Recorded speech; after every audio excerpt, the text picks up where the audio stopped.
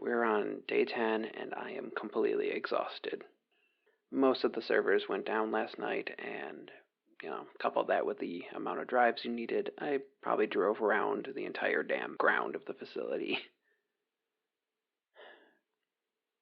But that's not the important news now, is it?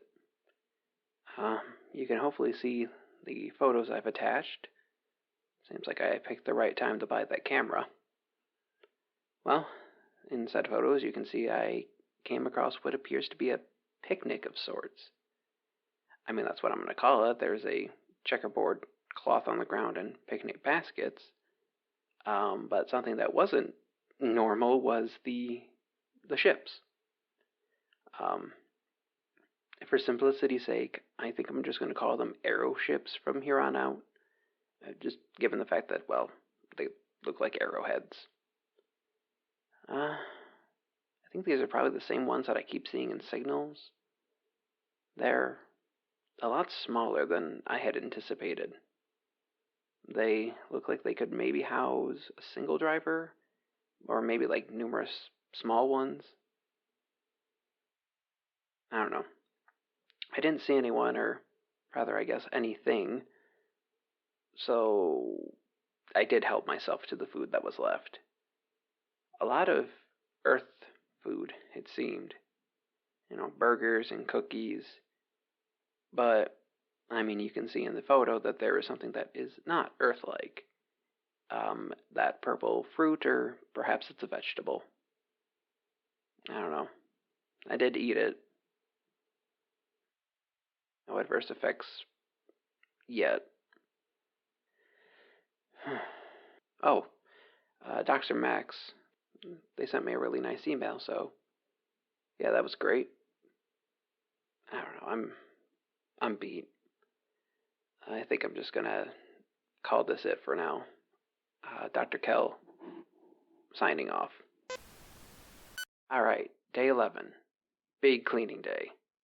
I mean, you can see such since, you got the box. I gotta say, it wasn't easy to close. I had to sit on it.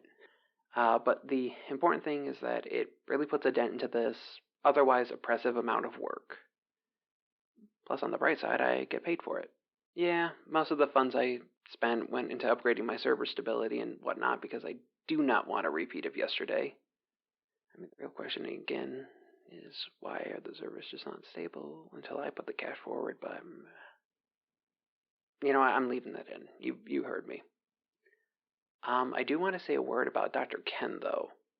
He sent me a quite threatening email, and I'm not really sure if that's entirely work appropriate as far as communications go.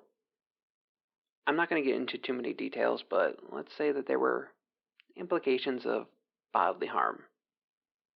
Bones, specifically. Now, I don't want to get this guy in trouble, per se, but somebody Bayside maybe wants to have a little chat with them. I mean, there's no reason for this man to lose his income. I get it. These signals and whatnot can be a little distressing, but flip side is that kind of communication is not okay, last time I checked. Once again, I don't want to get him in trouble. I just want somebody to mention to him, be like, hey, tone it down a little. The mop is a great purchase, by the way. The space, you saw maybe the photos, but absolute pigsty. It's a lot easier to clean with that than as opposed to the sponge. But yeah, that's really about it. That was a really boring day, and I'll take those. Dr. Kel, signing off. Day 12, I think. I had another nightmare this morning. Not sure if I mentioned it the first time. I mean, it was the same one as the first time, so I guess now you're all caught up. It was in a room with a desk. Not like this one, but like the one back at university. Everything's really hazy and hard to make out, but I can hear something. It's a scraping noise. I I look around and I see that the walls are starting to move in on me. So, of course, I start to panic, and I'm running around trying to push them back and finding that's not going to do anything, so I dive under my desk. And the walls start to crush everything. First the chair, you hear that wood snapping, and then the desk starts to creak and groan as the walls are getting closer and closer and closer. But at the last second, I wake up.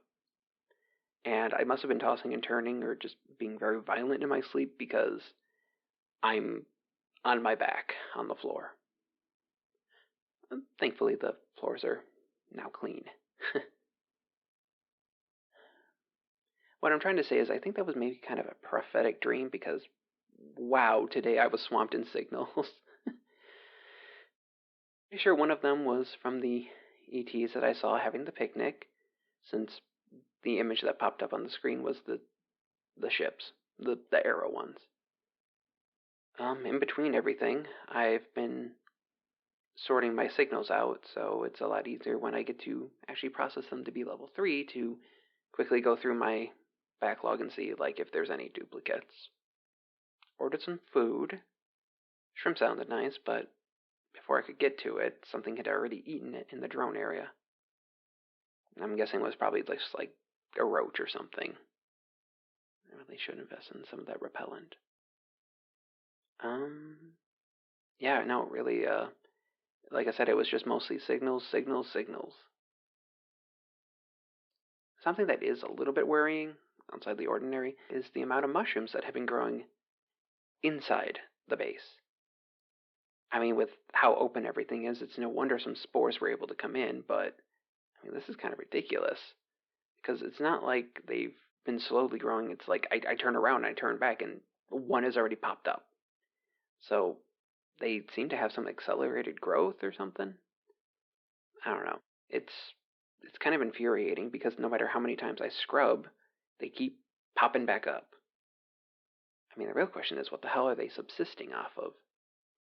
Probably some previous garbage. The reason that this is a worry and not a boon, though, is that they appear to be some kind of death cap or something. I don't know. I'm not a mycologist, but if I had to hazard a guess, without knowing exactly what they are, they're probably not safe to eat. So, I guess there goes a ever-growing supply of food. Speaking of that, though, the local foraging is pretty good.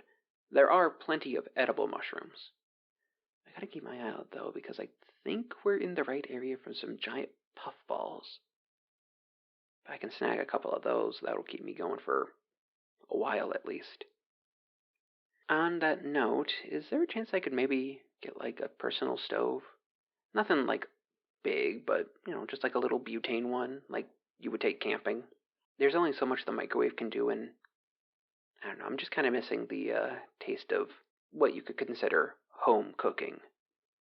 If it wasn't obvious in my voice, I was using quotations because this is not a home. This is my base, and I'm just going to stop myself there. I'm rambling. Dr. Kel, signing off.